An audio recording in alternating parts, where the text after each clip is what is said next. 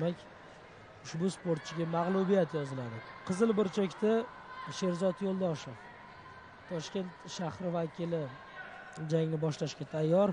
Murod Omonbayev buni tasdiqladi. Ko'k burchakda harakat qilish kerak bo'lgan Sirojiddin Sulaymonov, Buxoro viloyati vakili tayyormi yoki yo'qmi? Demak, jangni ko'rishimiz mumkin. Har ikkala sportchini shu berilgan 1 daqiqa vaqt mobaynida jangni boshlashga tayyor bo'la olishdi. Murod Omonbayev demak jangga start berdi. 48 kg vazn toifasi ikkinchi yarim final uchrashuvi, qadrli muxlislar, va diqqat bilan kuzatamiz. Qozim Saydazimovga final bahsida kim ro'baro keladi?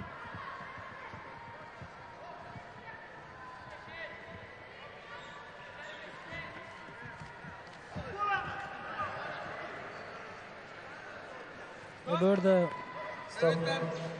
Sirojiddin Sulaymonov referidan vaqt so'radi.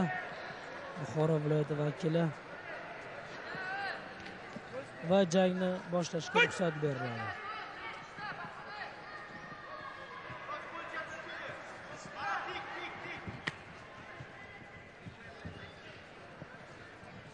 Sherzod Yo'ldoshevning chap qo'lda o'sha asosiy zarbani chap qo'lda amalga oshirayotganligi dastlabki soniyalardan boshlab o'z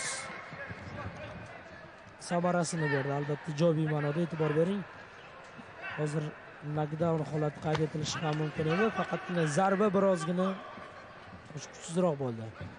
Aniq tarzda e'tibor bering. Mana bu holatda Sirojiddin Sulaymonov, Buxoro viloyati vakili ham oyoqdan anchagina keskin zarbalar yo'llay olishini ko'rsatib bermoqda.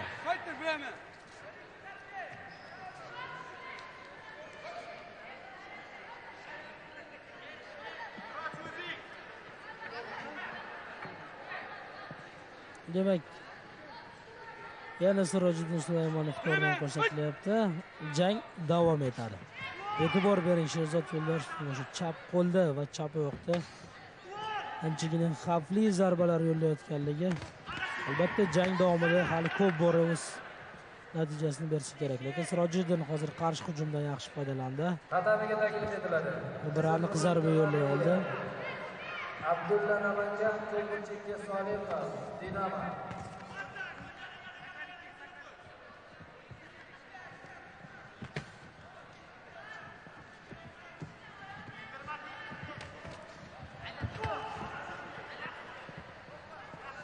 Jang anchagina qizg'in tarzda davom etyapti.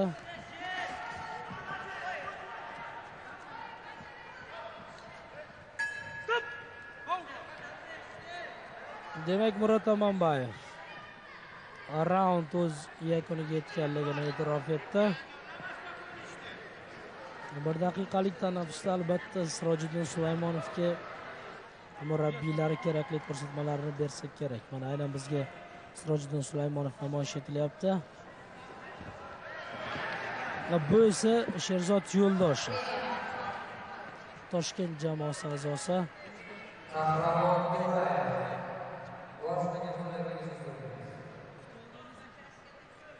Takroriy vaziyatlarga e'tibor bering. Mana aynan Sirojiddin Sulaymonov ham anchagina yaxshi harakat qildi. Mana bu holatlarda oyoqda yo'llagan zarbalar anchagina ishonchli chiqqanligini ko'rdik. Demak, referi navbatdagi raundga start beradi, qadrli muxlislar.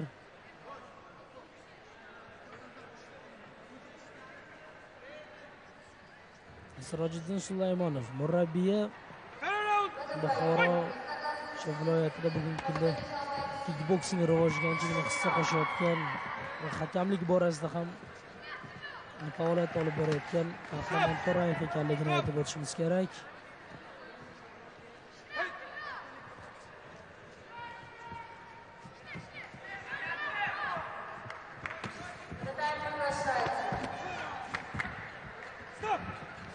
Demak, hujumda Sherzod Yo'ldoshev harakat qilyapti.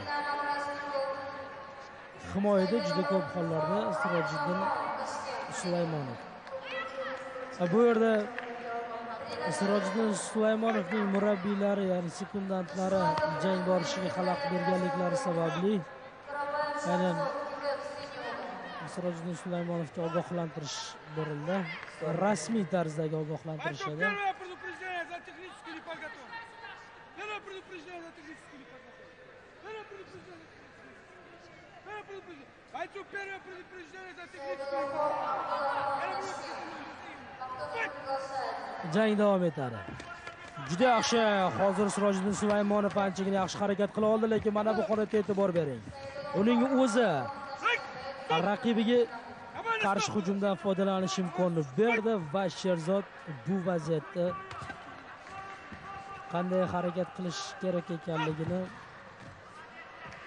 raqibiga ham ko'rsatib qo'ydi.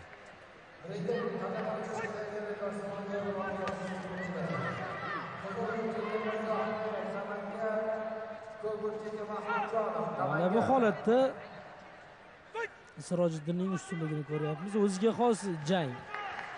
Kuchlar teng, e'tibor bering. Har ikkala sportchi ham bir xil tarzda harakat qila olyapti.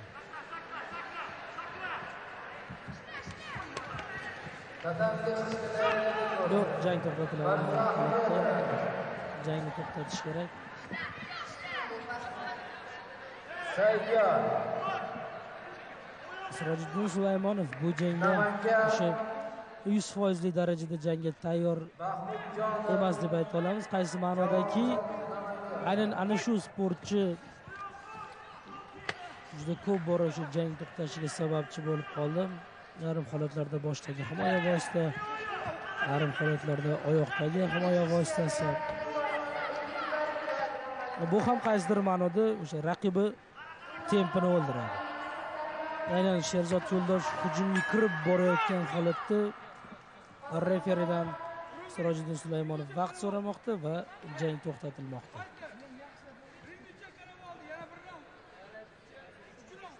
Demak, qizil burchakda harakat qilayotgan sportchi Sherzod Yo'ldoshev hozircha o'sha juda qisqa ochkolar bilan, kam ochkolar bilan bo'lsa-da raqibidan hisobda oldinda boryapti. Biz ana shu sportchini ko'rib turibmiz. Lekin baribir biz qadrli muxlislar 3-raund hal qiluvchi raund ekanligini juda yaxshi bilamiz. Mana bu holatda mana fikrimizni keyinroq davom ettiramiz. Sirojiddin aynan mana shu vaziyatda yaxshi harakat qildi. E'tibor bering. To'g'ridan 3 ta aniq zarba yo'llash imkonini topdi va bu zarbalarning deyarli uchalasi ham menimcha ochko sifatida qayd etildi. Hal qiluvchi raund qadrli muxlislar, mana shu raundda qaysi bir sportchi yaxshiroq harakat qila olsa biz albatta aytishimiz kerak. Третий раунд. Uning imkoniyatlari yaxshiroq bo'ladi va g'alaba qozonish uchun ko'proq imkoniyatga ega bo'ladi.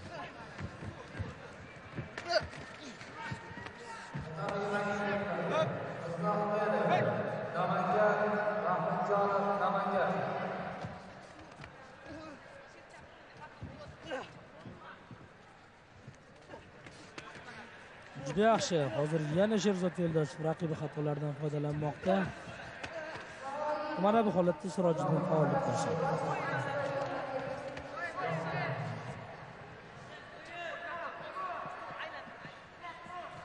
Bu sportchilar o'rtasidagi jang ham anchagina qiziqarli tarzda o'tyapti. Sababi Sherzod Yo'ldoshev chap qo'lda chap oyoqda asosiy zarbani amalga oshiradi. Sirojiddinda esa buning aksi. Asosiy zarbani o'ng qo'l, o'ng oyoqda amalga oshirmoqda va bu o'ziga xos qarama-qarshilikni yuzaga keltirmoqda. E'tibor bering, mana bu holatda aynan Sirojiddin kirib boryapti, lekin uning yuz qismi raqibining o'sha chap qo'ldagi zarbasiga anchagina ochiq holda bo'lmoqda. Bundan Sherzod yaxshi foydalanyapti.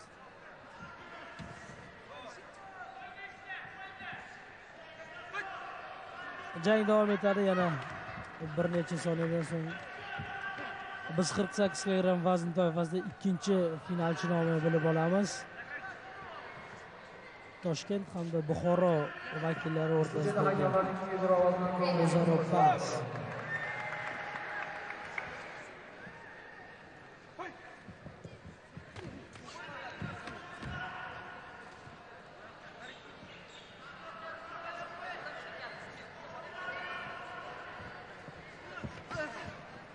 Tatamiga taklif etiladi. Qizil burchakka Mirzaahmedov Namangan. Jang davom etadi. Mahmudjon Namangan. Yo'q, mana bu pallalarda Murod Amanbayev Qizil burchakli sportchi eslatib o'taman, qadrli muxlislar, qizil burchakda ushbu jangda Sherzod Yo'ldoshev ishtirok etdi. Ko'k burchakda esa Sirojiddin Sulaymonov. Buxoro viloyati vakilini ko'rib turibmiz.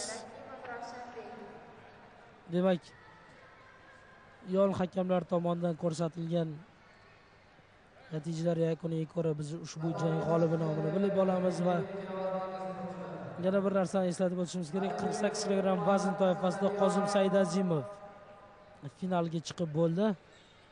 Aynan ana shu jang g'olibi, demak, finalda ushbu O'zbekiston chempionati bahslarida Qozim Saidazimov bilan o'zaro bahs olib borish kerak va ana shu jang g'olibi, demak, bu vazn toifasida O'zbekiston chempioni degan nomga sazovor bo'ladi.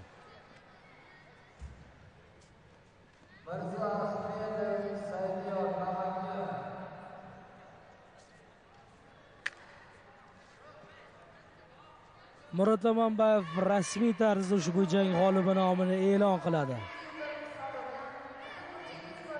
Demak,